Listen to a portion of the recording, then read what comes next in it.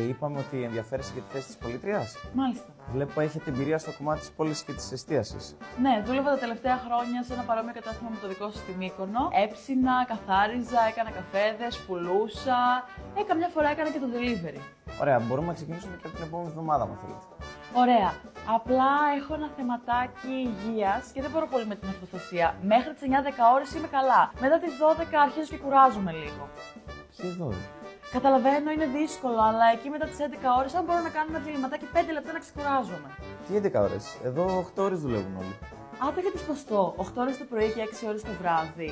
Έστω, κάτι είναι και αυτό. Τουλάχιστον θα έχω λίγο κενό το μεσημέρι να πάω κανένα σούπερ, να φάω, να καθαρίσω λίγο το σπίτι. Γιατί καταλαβαίνετε, με το 7 στα 7 δεν μένει χρόνος για τέτοια. Θα μου πείτε, νέα είμαι. Αν δεν δουλέψω τώρα, πότε θα δουλέψω. Και δεν θέλω σε καμία περίπτωση να φανώ αχάριστη. Ξέρω πώς περιμένω στην ουρά για αυτή τη θέση. Οπα, πήρες φορά. Εδώ δουλεύουμε 5 μέρες την εβδομάδα και οι βάρδιες είναι 8 ώρες. Δηλαδή θα δουλεύω πενθήμερο. Μάλιστα. 8 ώρες. Και 2 διαλύματα. Και 2 διαλύματα. Μάλιστα. Εσύ σε λίγο θα μας πεις ότι κολλάς και ένσημα.